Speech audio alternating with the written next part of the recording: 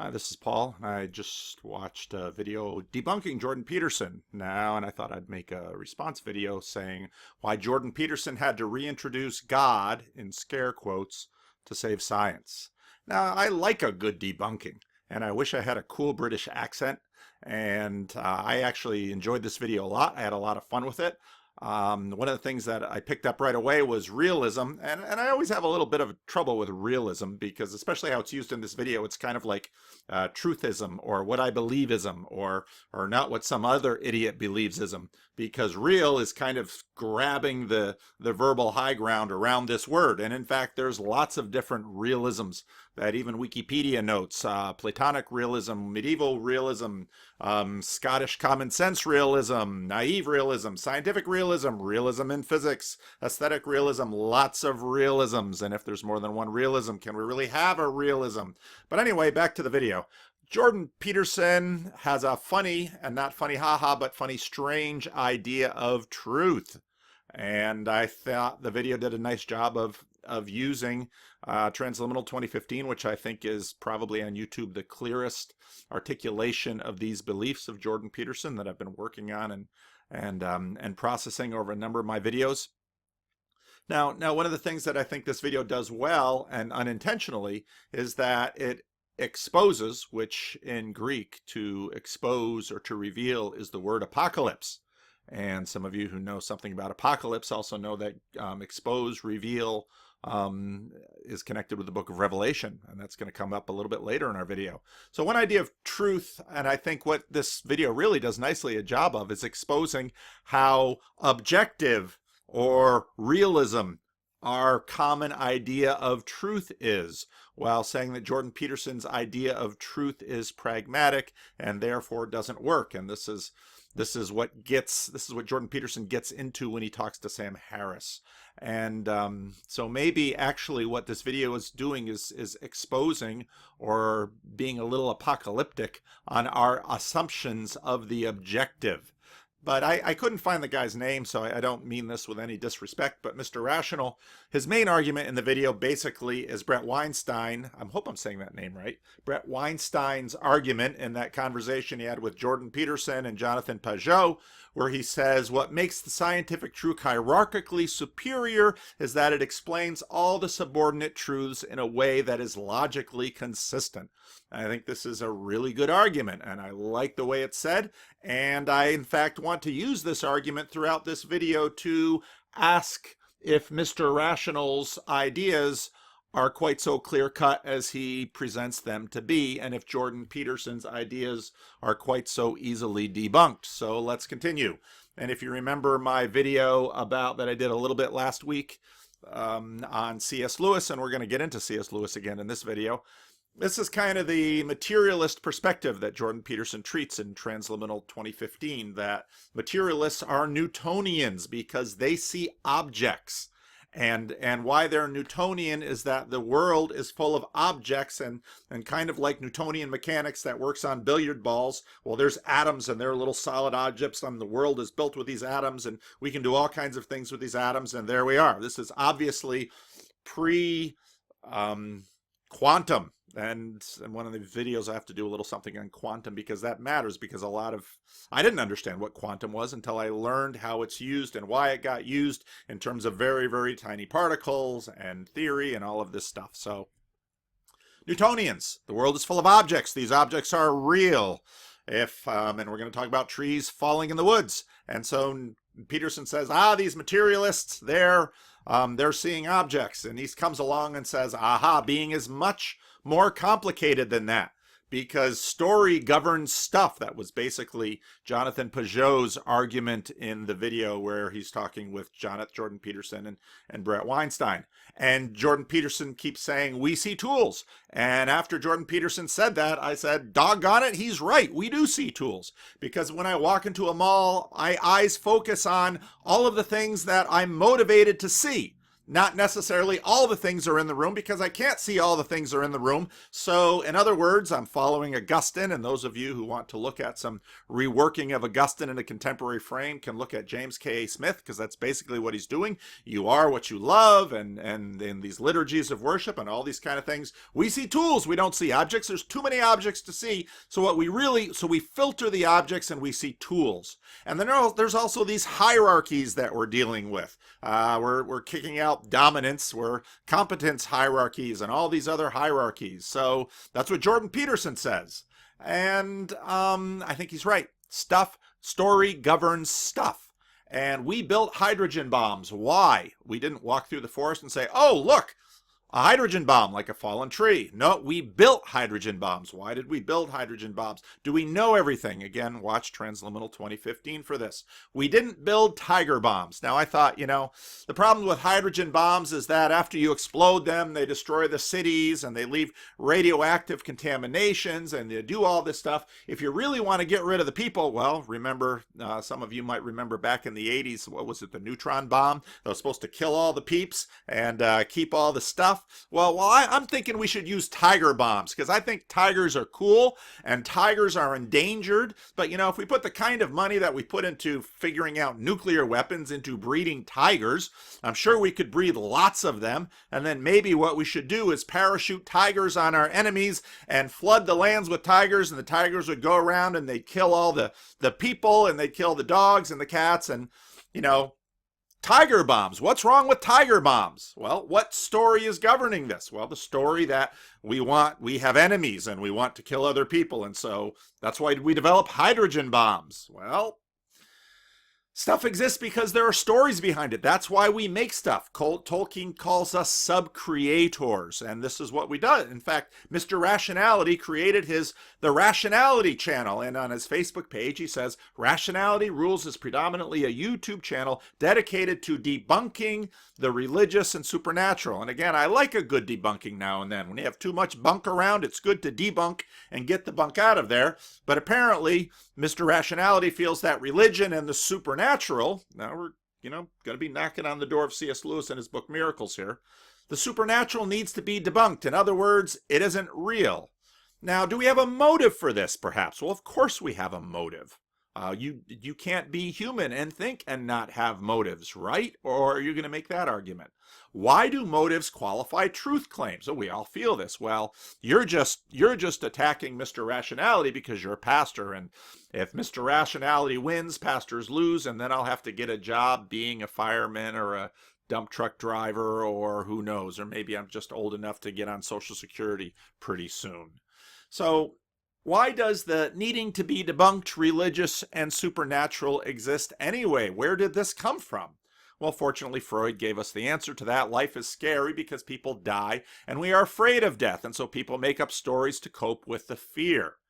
Notice that we just made up a story to account for the religious and supernatural.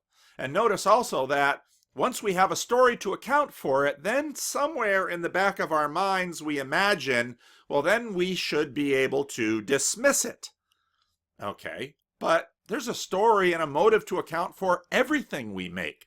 And that doesn't mean those things aren't real. That doesn't mean those things don't exist. So, then we might ask the question, why do we keep making up stories? Well, but here we are back in Jordan Peterson's frame.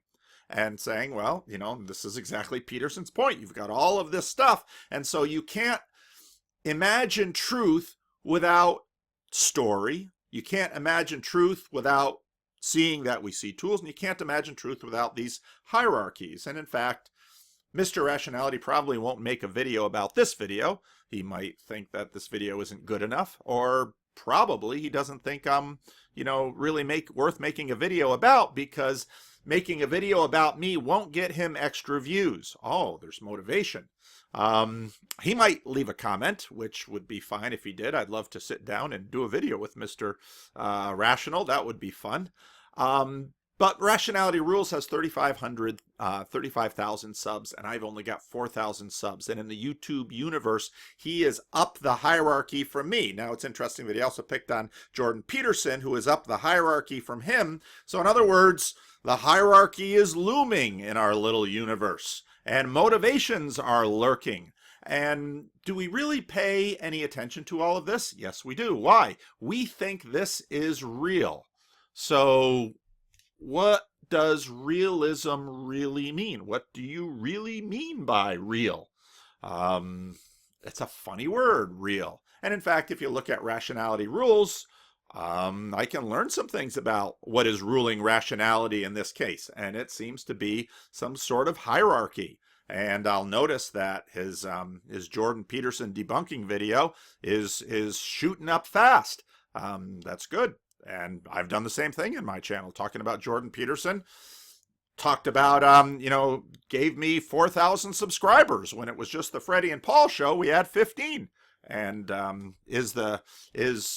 my talks about Jordan Peterson more important than my that's probably Freddie calling right now, because we did a show this morning and I'm going to post it, and he's going to call me every 10 minutes until I post it.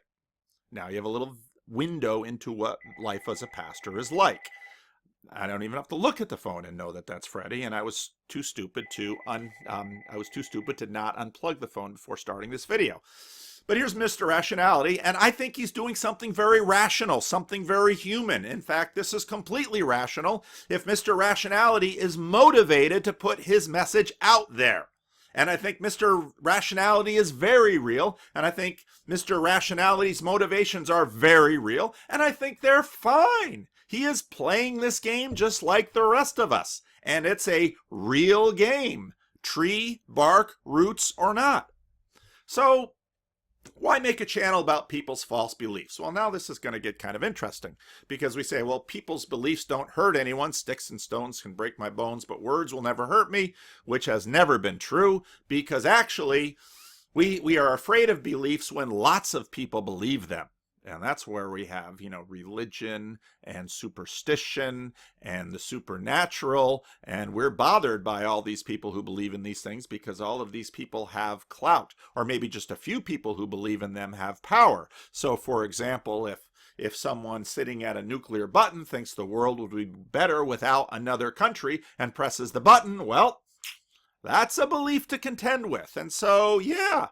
Well, how real are beliefs? Are beliefs like that tree that will fall in the forest that we're about to hear about? Is that what qualifies something to be real? Well, how does science work? Because that's what we want to talk about. We want to talk about science because, science seems to be the way we know things. Well, how does science work? Well, as Peterson mentions in Transliminal 2015, we first strip out the subjective. And we do that on purpose. Now, Paul Vanderklay might believe in tiger bombs. Paul Vanderklay might believe that that India lacking nuclear... No, actually, they do have nuclear weapons. Well, maybe India has decided that in addition to nuclear weapons, they are going to breed tigers, and they're going to launch tigers on their enemies. But Paul Vanderklay is the only one to believe in tiger bombs and is motivated to do so. And he's motivated because he wishes to climb a hierarchy by making a funny little story with pretty little tigers, and maybe someone will make a meme out of my pretty little tiger bombs. But therefore, it's likely that tiger bombs do not exist. But do we know that tiger bombs don't exist? Well, we can't really say we know that, but we're let's say it this way. We're sure enough. We're sure enough that tiger bombs don't exist, that the United States is not making preparations to thwart an imminent tiger bomb attack from the government of India. And I think it's very reasonable to imagine that we don't believe in tiger bombs, because Paul has made up this cute little story. He has motive, and he's made a video to pick on a bigger fish, Mr. Rationality, and he's made up a story with it. But again, doggone it, we're still dealing with Jordan Peterson's funny definition of truth, and even his funny definition of real. Well, let's talk a little bit more science. We care about false beliefs because they impact our politics, because in fact we have democracies, and all of these people running around with false beliefs, whether they be Christian beliefs or New Age beliefs or beliefs in scientism. Let's be fair to both sides. They vote and they impact policy. And so, for example, the great climate change debate. I personally believe that all of these cars are pumping lots of CO2 into the atmosphere, and I personally believe that the CO2 in the atmosphere is going to have an effect on our environment and is going to have an effect on the oceans, and we will not like this effect. I believe that. But there's a lot of people out there, and some of you who watch my videos, I know because you've made comments to this effect, who don't believe this. Therefore, what we really want to do is, really? Did I just say real again? What we really want to do is talk about what's real. And it's very real that lots of people have lots of ideas and those people vote. And therefore, well, listen to Richard Dawkins. I'll put the link in. He appeared on Unbelievable, which is a Christian show. And I mentioned this in commentary on Jordan Peterson Biblical Series 3, one of those videos. And here Richard Dawkins, who is this notorious four horsemen of the atheists, he comes along. I think it was it Alvin Plantinga that made? We'll talk about Alvin Plantinga a little bit later. So Richard Dawkins is talking to a Jewish scholar and an evangelical scholar, and they're having a lovely conversation on this program, and Richard Dawkins basically says, yeah, but you're not the kind of Christians I'm trying to debunk with my book. It's those kind of Christians that vote against evolution being taught in schools, and those kind of Christians that don't believe in that we're heating up the environment. It's those people's ideas I want to counter, so therefore I'm going to write a book and develop all of this science and popularize this as best I can so that these people will stop believing it, then we'll all come together. But what is real in this? I think CO2 in the atmosphere is real. I think CO2 leaching into the ocean is real. I think the climate heating up is real. I may not be able to convince you of that. I may be wrong in my ideas, but that's my realism, baby. And so all of these false beliefs impact lives. Now, what are we going to do with all these false believers? Now, we don't want to kill them because of their false beliefs, and we like to think that we've grown beyond that, because after all, John Calvin's Geneva killed Servetus, which someone will usually bring up if I bring up Calvinism, or Catholics burn people at the stake, or Buddhist monks who we think must all be nice guys, and Myanmar are kicking out Muslims that we think all must be hateful guys, and we don't want to kill people over beliefs anymore. But what are we going to do with all these people who believe wrong things? Well, isn't this why Jordan Peterson wrote Maps of Meaning? Wasn't he anxious as a young man about the Cold War and asked himself, why are these two civilizations trying to kill each other? Isn't this the question that launched this whole business? It'd be nice if he could answer that. Well, why is Sam Harris an ally with Jordan Peterson sometimes and sometimes a rival? Well, it's because they both believe in science. Now let's take a look at what I think, again, is a really good statement by Brett Weinstein. What makes the scientific truth hierarchically superior is that it explains all the subordinate truths in a way that is logically consistent. In other words, Jordan Peterson so far, in his funny idea of truth, which is not like the assumed idea of truth that most of us are running around with. Well, where did we get this idea? Probably through a lot of videos like this realism one that says, oh, but real things are like trees. And I would say, yeah, but real things are like ideas, because I don't think if Richard Dawkins didn't think the ideas in people's heads about global climate change or evolution or creationism weren't real, he wouldn't be writing about it. They're real enough to motivate Richard Dawkins, they're real enough to motivate Sam Harris, and they're real enough to motivate Mr. Rationality to make videos. That's pretty doggone real. They're real enough to make people act. Oh yeah, pragmatism. What does Peterson keep saying? It's what people really believe. Oh, there we use that word again. Can I say this sentence without? What people really believe is what they act on. So we're still left with Jordan Peterson's truth. But let's talk about the betrayal and the dead wife argument. And this is a fun argument. Well, fun. It's adultery and suicide. But basically, the argument is this: how do you know your wife's not cheating on you? And let's be gender fair and swap it around. How do you know? How does a wife know her husband isn't cheating on her? Maybe he's a scumbag. Maybe she's never found that little text in his phone. Maybe she doesn't know, and so, but it's real enough for her to act, and she kills herself. Okay, well, it was real enough for her to act. Was it true? Well, what if he never did the dirty with another woman or another man? Let's be, politically correct here. Brokeback analogy. What if? How can she know?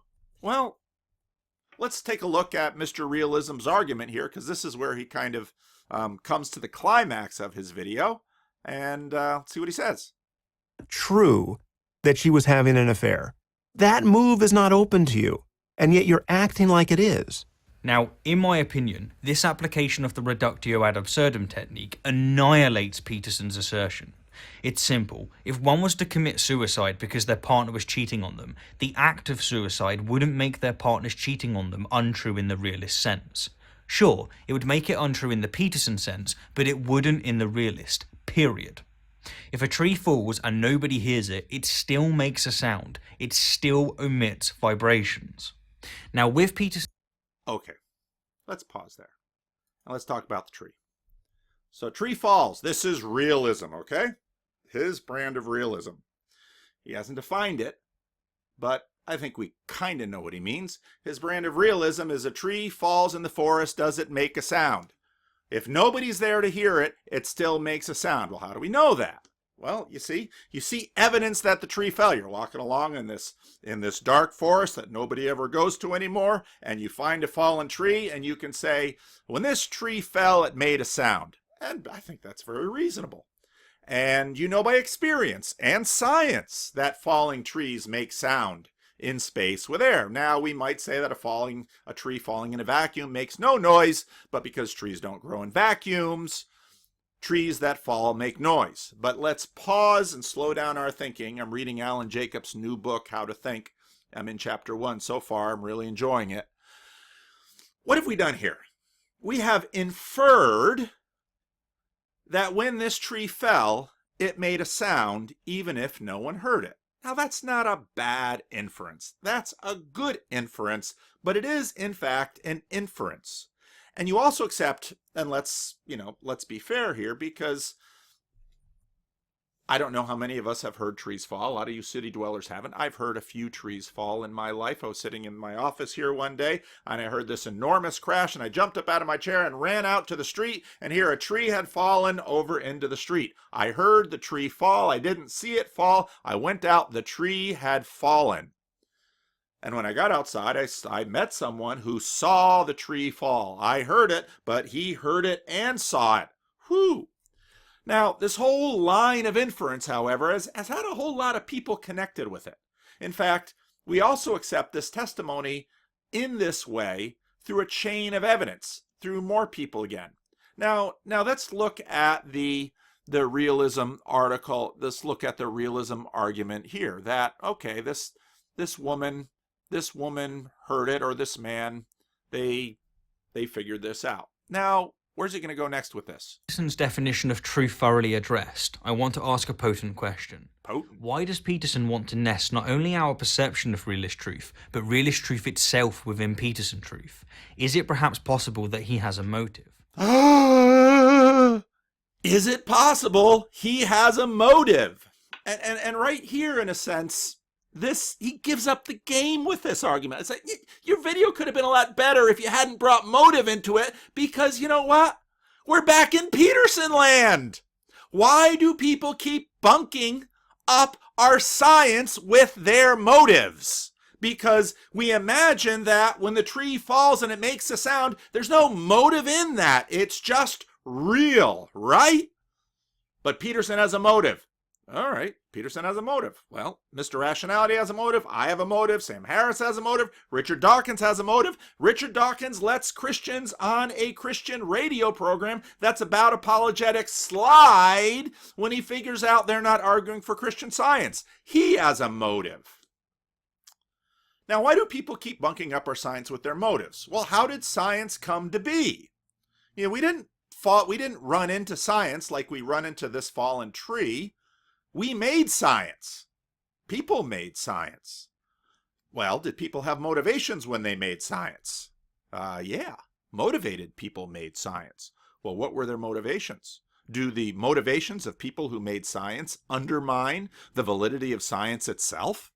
Kind of like Mr. Rationality says, Peterson's motive undermines Peterson's point. Motives can undermine points. But if any motive undermines every point, then nothing humans do can ever be true. Nothing humans do can ever be true if that's the case, because things are causing it. See, this is why we have to get into C.S. Lewis's book on miracles. See, Mr. Rationality thinks it does, or he wouldn't have mentioned it in the video. Now, this is the dead wife betrayed.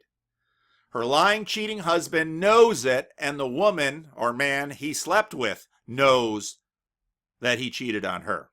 And she killed herself, and so therefore, this is his argument, even after she kills herself, did he cheat with her? Well, maybe. And if you ask him, maybe say, yeah, I slept with my neighbor's wife. Well, there you go. Adultery, just like it says in the Ten Commandments. I slept with my neighbor's wife. And we say, aha, see, whether or not she believes it doesn't make a difference whether it's true or not true. Now, the hydrogen bomb exists. What if this poor woman kills herself? After this woman kills herself, a nuclear war happens and all human life is wiped out. And let's suppose we're not the only life in the universe, to keep the argument simple and don't have to go into an interplanetary apocalypse, or an interplanetary revelation, as we would say, translating apocalypse into English. Why are we using this word? Did the scumbag still cheat on his poor, fragile wife? Even after the nuclear annihilation wiped out all human beings, all people who had any concept of adultery or anything at all like that. Did it still happen? Now, the realist would say, of course it happened. But how do we still know? Well, who is left to know? Well, by definition of my argument, no one is left to know. Well, then does it matter? Oh, but now we're back into motivation. What does it mean by, did it still happen? Well, you say, yeah, but we have this mental picture of the world, and it's kind of like a movie. And so we saw him cheat with his neighbor's wife, and we saw her. She never had any evidence, but she just couldn't trust his lying eyes. And so she went into the car and she, put a garden hose in the tailpipe and closed up the garage and gassed herself to death, and poof, she's gone, and he still cheated on her. Okay. But does it matter? What do you mean does it matter? We saw the movie. We saw the cheating. We saw the gassing. We saw the nuclear war. But here's my question. Who's we? This is the main argument. What makes the scientific truth hierarchically superior is that it explains all the subordinate truths in a way that is logically consistent. The only way the story makes any sense is if after nuclear annihilation and everyone is gone, we are still imagining it. That's the only way this makes sense, that someone still sees it. And this is exactly the same problem with the elephant. I'll get to the elephant in a minute. See, why does Peterson need God? And I'm putting God in quotes because, Peterson isn't giving an argument for the existence of God. But what Peterson is saying about this kind of science is that you still need consciousness. You still need an observer. You still need someone to see it, so that at the end of the story where the scumbag cheats on his wife, she just can't trust his lying eyes, even though she has no evidence. She gasses herself in the garage. Some madman puts his finger on the nuclear button, causes a chain reaction, and all the nukes go off, and the entire human race is destroyed, and oops, this was the only planet that had life in it, and then the clock winds out in the universe, and the universe goes away. You can't tell this story without an observer. There's inference in here. Peterson has found a need for God because the realist, materialist, naturalist needs a God or a viewer or an objective viewer, and I would add a single objective viewer, one who sees the truth, one who sees the truth directly. So are we talking naive realism? Are we talking Scottish common sense realism? Which philosophical realism are you really talking about? Really? Such an observer verifies the always inference leap that every fallen tree makes a sound. Now here's the thing. We say that, well, a tree has to make a sound because all those leaves pushing down on air and the hitting the ground, we know by science this makes sounds. Well, how do we know this by science? Well, we have seen this happen and we have inferred that every time it happens because, well, then we start to categorize things. Well, at least it won't happen in a vacuum, but every other time it will make a sound. Okay. Because we have seen this. And, well, have we seen every time a tree has fallen? Has a tree ever fallen that it hasn't made a sound? Now, you can't know this. Now, you say, but it's reasonable to believe it. I say, yeah, it is. It's very reasonable. But might there be that once a tree fell and it never made a sound? You say, no, I can't believe that happens because it would break the rules of nature. Ah, rational rules. We're into rules now, too. But here's where God comes in handy. Because God makes the convention work. You see, God is there to watch the scumbag cheat on his wife. God is there to watch the woman who can't trust her husband's lying eyes gas herself in the garage. God is there to watch the madman push the nuclear button. God is there while we nuke each other all to death. God is there to watch the dark destruction of the universe. Now, what are we doing when we tell this story? Where do we stand when we tell this story? We sit in God's chair. We are imagining, which we commonly do, and we do it all the time. In fact, we do it instinctively and naturally. We are imagining that we are watching the truth. We imagine that we are watching the real world, and that this is the real story. In fact, we can't tell this story in any other way but to imagine it. In fact, you can't tell any other story in any other way than to imagine this. This is why Jordan Peterson brings God into it. And I don't think Peterson does this quite so clearly as hopefully I'm laying it out today, probably not doing it as well. So I'm going to bring us to someone else who actually does this far better than I do and far more compactly. This is why you need God, because you can't tell a story like this, a story like we imagine we know about the dark, cold end of the universe without sitting in a seat and imagine we're seeing it. Now, this is exactly like the story of the elephant and the blind men. And I always wanted to know, why are those sick blind men filling up that innocent elephant? You know, that poor elephant, he's not there for the gratification of these perverted blind men. I probably shouldn't say things like this. But why does the pluralist argument seem to undermine religious monarchy? Well, what is monarchy? Monarchy is mono, one, arche, a little bit of Greek would be helpful here. Arche, ancient Greek word with the primary senses beginning, origin, or source of action. In philosophical language, the archaic period, arche, designates the source, origin, or root that things must exist. Now, in a sense, the story of the cheating jerk, the suicidal wife, the madman on the nuclear button, and nuclear annihilation is told from one point. It's a monarchically told story. Now, I'm really good at telling stories like this because I have a consciousness, and my consciousness is thinking in the same direction. And I can lay out this story for you and say, well, here's the story. It's a monarchical story.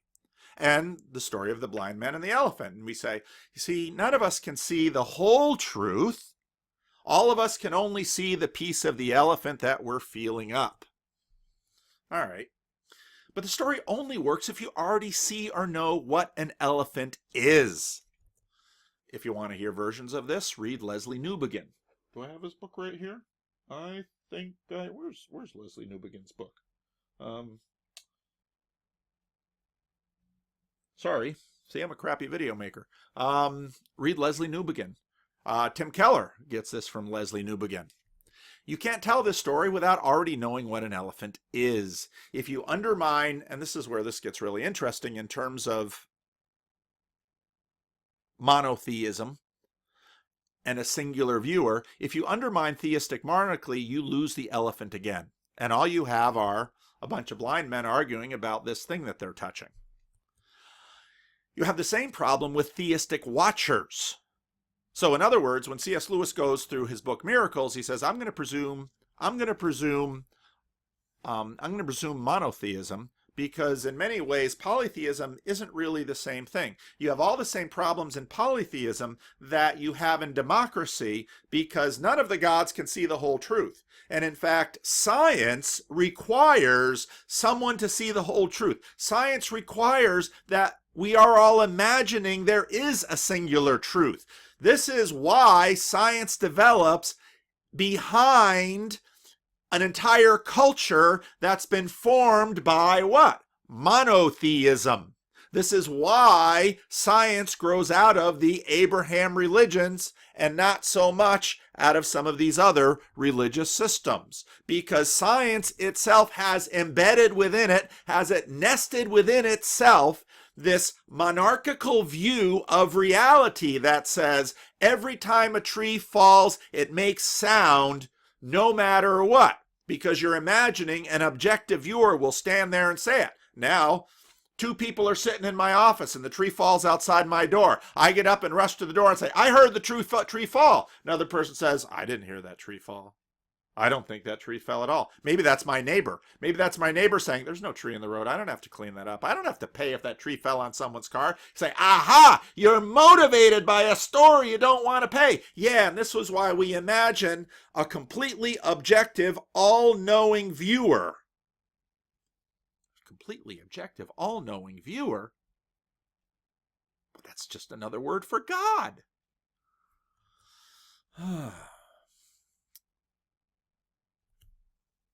And this is what we have.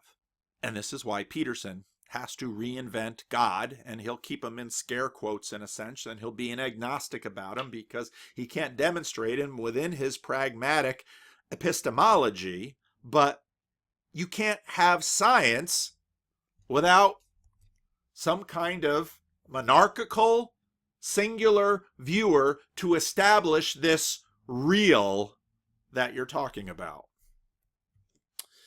You lose objective science without God. Your God fills in every gap because of the inference leap. And you might say, well, what if a tree fell without making noise? Well, we can't prove it never happened. And this is the same issue we have with miracles. The same issue you'll have with ghosts. The same issue you'll have with all kinds of things we can't explain. But we use this monarchical, all-knowing, completely unbiased, totally objective viewer that is imagined by science to assert all trees that fall make noise. That's where we get the inferential leap. You can't have science without this leap, and you need God to make this leap. Now, predictability gives your argument grip, because every time we tree, if another tree on my property falls, I will hear it. I completely believe that. I believe that's completely rational. But you can't run an experiment on all of known history. You can't tell me that every tree that has fallen has made noise without your inferential leap. And you can't prove it without saying an objective, all-knowing, eternal viewer has seen it and speaks the truth. Nor can you see all-known experience. You're just one person. So, and there's an awful lot of funny testimony out there. Now, realists, naturalists, materialists, we've got enough evidence via probability that such inferences always hold. Now, you can't really say that. You can say we've got enough evidence via probability that this is reasonable to believe. I'll go with you there. It's reasonable to believe. But now read Jordan Peterson's book recommendation, The Metaphysical Club, about where probability arose. And in the video that fell stillborn from the video camera, on chapter 2 of Miracles, and then I took some things from a guy explaining random numbers, talked about probability. Probability was discovered, or dare we say invented, because we didn't discover probability, just like we discovered a fallen tree. Probability was discovered or invented in the 19th century by who? The pragmatists. Because probability is good enough, because it has worked for us so far. Now we're into Jordan Peterson's pragmatism again. Why make it to make it truly universal, you need what I will call the myth of inference. C.S. Lewis addressed all of this. None of this is new. And in fact, the question about inference and the question about knowledge and the question about epistemology has been around a while. And the reason I use C.S. Lewis, you could use Alvin Plantinga, because Alvin Plantinga runs through this in a far tighter philosophical sense, but Alvin Plantinga is a lot harder to read than C.S. Lewis. So I just use C.S. Lewis because he gets the point across. So this is a portion of his essay called Is Theology Poetry? And he's basically picking up Brett Weinstein's argument about, the porcupine that we see with the Joe Rogan, Jordan Peterson video, and the argument that he makes with Jonathan Pajot and Jordan Peterson on the set. Peterson and C.S. Lewis will pick this up, and he'll say it much clearer than I will. For all these reasons, then, I think, though we knew even before Freud that the heart is deceitful, that those who accept theology are not necessarily being guided by taste rather than reason. The picture so often painted of Christians huddling together on an ever narrower strip of beach while the incoming tide of science mounts higher and higher correspondence to nothing in my own experience. That grand myth which I asked you to admire a few minutes ago is not for me a hostile novelty breaking in on my traditional beliefs. On the contrary, that cosmology is what I started from. If you look at C.S. Lewis's biography, he gave up Christianity and he embraced this cosmology. He embraced this realism and bought it wholeheartedly and became an Oxford Don. But as C.S. Lewis says, if you want to keep this, you'd better be a little selective about the books that you read. Because C.S. Lewis began to see enough to give it up. Deepening distrust and final abandonment of it preceded my conversion to Christianity. So now he's addressing actually their motivation. Long before I believed theology to be true, I had already decided that the popular scientific picture, it's a picture, remember, the picture of the cheating husband, the suicidal wife, the madman with his finger on the nuclear button, the death of all complex consciousness in the universe, and even the death of all consciousness in the cold, dark end of the universe, is for us a picture. Long before I believed in theology to be true, I'd already decided the popular scientific picture, at any rate, is false. One absolutely central consistency ruins it. It is the one we touched on a fortnight ago. This is from his Socratic Club. The whole picture professes to depend on inferences from observed facts. Inference such as, well, when I see the tree fall and I know a little bit of something about sound waves and gravity and all of this, they'll always make a sound. That's the inference that says every tree will make a sound that falls. Well, it's a reasonable inference. The whole picture professes to depend on inferences from observed facts. Unless inference is valid, the whole picture disappears. Unless we can be sure that reality in the remotest nebula or the remotest part obeys the thought laws of human scientists here and now in this laboratory, in other words, unless reason is an absolute, it is in ruin. This is where Lewis is going to go in Miracles. Human scientists here and now in this laboratory, Yet those who ask me to believe this word picture also ask me to believe that reason is simply the unforeseen and unintended byproduct of mindless matter at one stage of its endless and aimless becoming. What is that saying?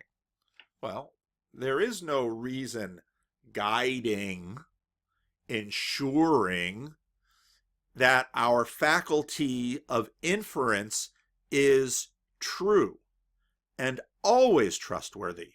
We say it's probably trustworthy. It's trustworthy enough. This is Peterson's argument. It's trustworthy enough for existence, but we don't know if this will be trustworthy enough on longer periods of existence. This is why Peterson keeps talking about lobsters and great long periods of time, because this little thing we're calling inference is, in this worldview, a product of chaos and imagined randomness. Now, we're going to have to talk about randomness, because that's not such a simple thing either. I'll read it again. Yet those who ask me to believe the word picture also ask me to believe that reason is simply the unforeseen and unintended byproduct of mindless matter at one stage of its endless and aimless becoming. Here is the flat contradiction. They ask me to, in the same moment, accept a conclusion and to discredit the only testimony on which that conclusion can be based.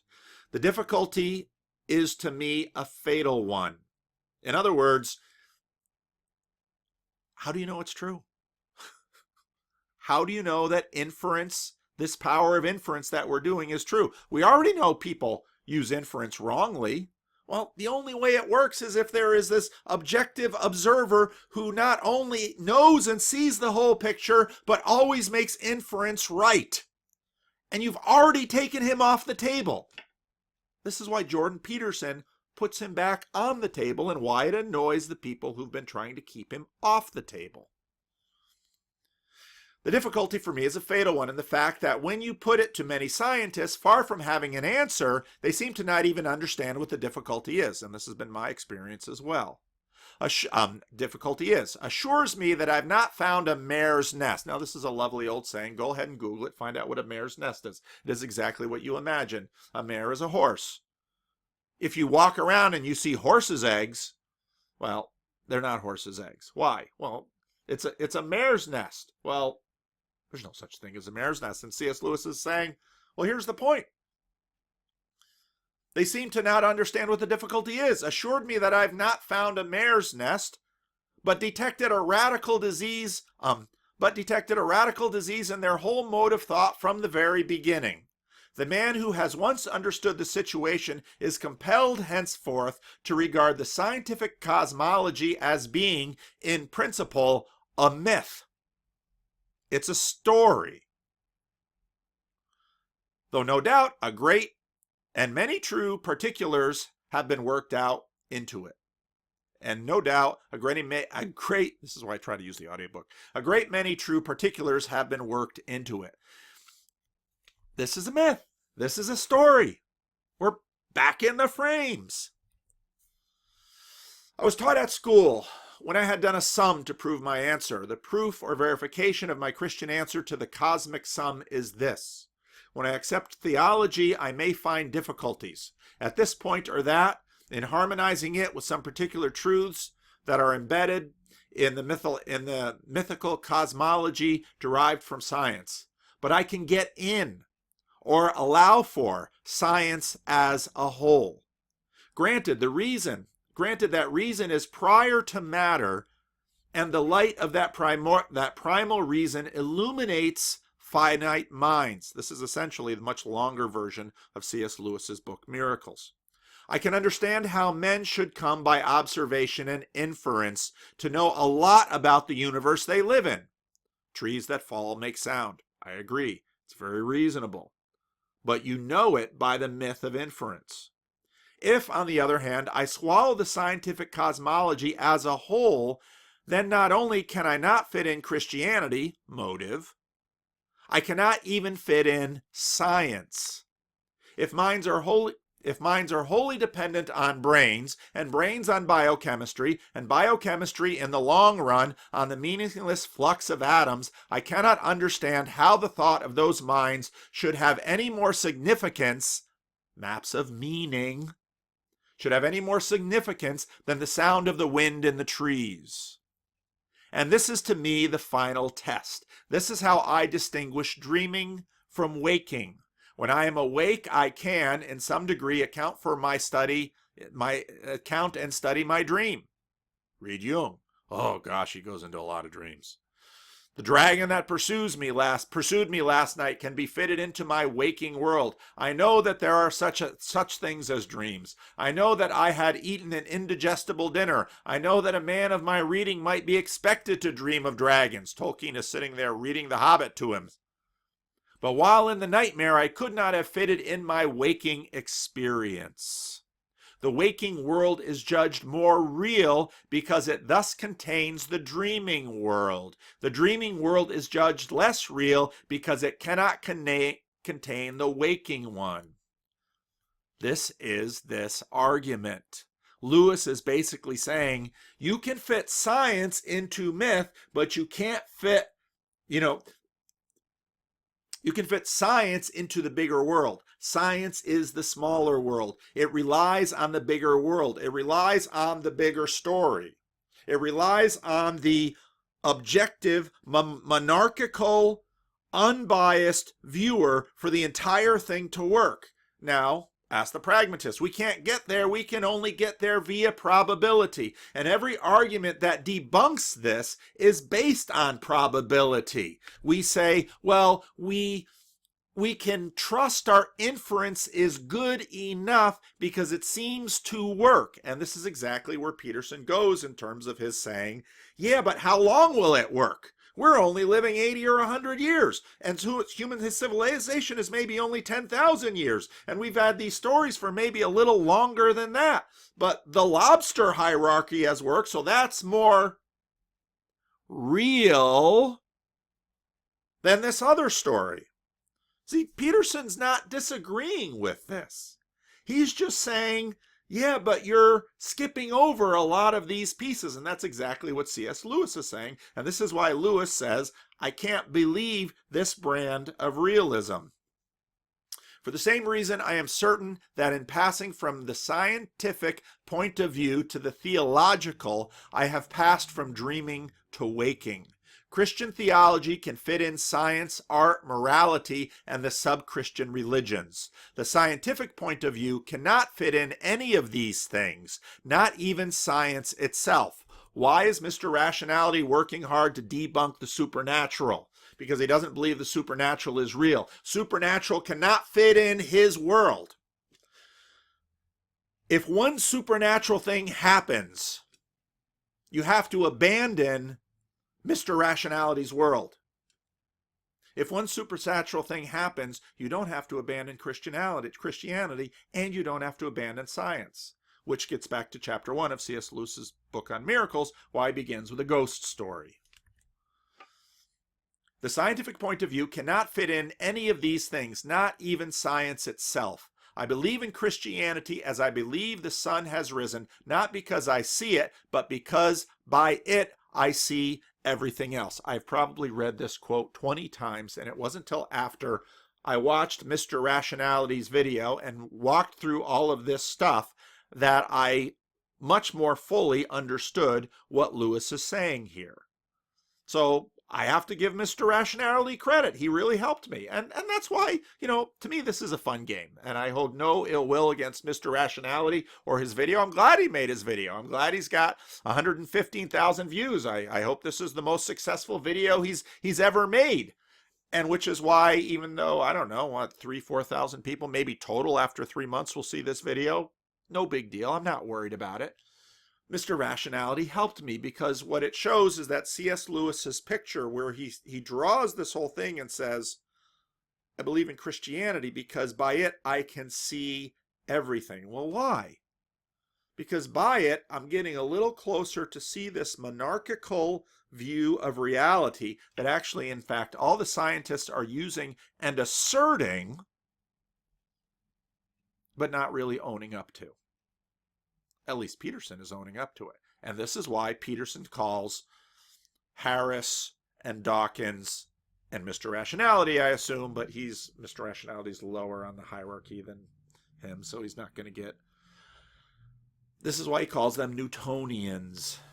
And this is why Peterson says, I'm a Darwinian. Well, Lewis is a Christian. And for Lewis, Lewis as a Christian can fit in Darwin, and he can fit in Tolkien, and he can fit in the Bible, and Peterson's still working this out, as he says. He says, because by the Son I can see it all. Jordan Peterson brings God back because he needs him. Now, Harris and Weinstein ally with Peterson on science because they need to keep it beyond the human observer. Science has a problem with democracy. It just is. Harris and Weinstein are depending on Jordan Peterson's God just as much as Peterson is, but they can't see it philosophically because they assume or assert the absolute validity of inference, which is in fact, as C.S. Lewis calls it, a mare's nest. Well, is it a mare's nest? Well, what do you mean by that? Well, think about it. Peterson rightly footnotes inference with God, and what's amazing is that he got there by psychology. And again, Peterson is a pragmatist. We need God to validate the inference move so that we can believe in science. And this is why Jordan Peterson does his biblical series, and why Jordan Peterson had to get into Jung and all of this other stuff. This is why he's a gateway drug to religion, because he needs to bring God back into the picture or he loses his science. And Peterson has figured this out because he saw the US and the Soviet Union ready to destroy everyone in the world over ideas, and because Peterson is watching the postmodernists, or the people he's calling postmodernists, threaten to destroy all this idea, and Peterson says, we got to bring the old guy back. Now, this isn't an argument for the existence of the old guy. He's a pragmatist. We need him because the system doesn't work without him. We can't know God exists, but we need God for the system. That knowledge is good enough to keep doing science. We should act as if God is real, in the same way scientists act as if there is an observer, an eternal observer that was there before the singularity, that watched the thing unfold, that watched one reality unfold, one all-knowing, completely penetrating reality that is unbiased and sees everything absolutely down to its core. Now you might say, well, no such being exists. Okay, you don't believe in such a being. But you can't do science without acting as if such an eternal, omniscient, completely unbiased observer exists. This observer and the imagination of this observer is required for any storytelling in science. Now, Harris might deny that, Weinstein might deny that, but Peterson is saying, and he hasn't said this quite this way, so if he disagrees with me, he's free to talk to me, but again, I'm way down the status hierarchy. But this is the point. This is why we're having this conversation. And the real reason we're having this conversation is because I think what I've learned from Peterson is right, that we have this internal Jungian cloud of witnesses. And so a lot of us are out there watching Jordan Peterson, and we're absorbing this stuff. Just like we absorbed the subtraction story. Just like we absorbed getting rid of God. Just like we absorbed all of that. Peterson is talking this way, and the little motivations in my mind are watching and listening, and they're saying, you know why Jordan Peterson is bringing back God? Because if you lose this God, you lose science. Well, what does Lewis say? The scientific point of view cannot fit in any of these things, not even science itself. I believe in Christianity as I believe that the sun has risen, not because I see it, but because by it I see everything else. So I'm going to have to make another stab at Miracles Chapter 2 and figure out how to do my little videos, because, you know, what I'm doing here is pretty much thinking out loud with you. Now, I hope this has been helpful. And I'm really interested to see what you're going to have to say about this video. And yeah, Mr. Rationality, if you want to talk, you know where to find me. but I'm just a little 4K guy and you're a 35K guy. And Jordan Peterson's a 750,000K guy. So we'll just have this conversation with my 4,000 subscribers and we'll have fun with it. Because the truth is, I believe that finally, and this gets, Freddie asked me today, now mention our show in your show so more people watch it. I believe that helping Freddie this morning with what I helped him with and dealing with all the little annoyances therein that we had, I believe that all of that is at least as important as making my silly little video. And I believe it because actually within Christianity, I can fit science and I can fit Freddie and I can fit the details of my life. And I also believe that, well, let's say the guy cheated on his wife and she just couldn't believe his lying eyes. And so she took her life and the madman pressed the nuclear button. And that within all of this frame, it is not all in vain. It means something.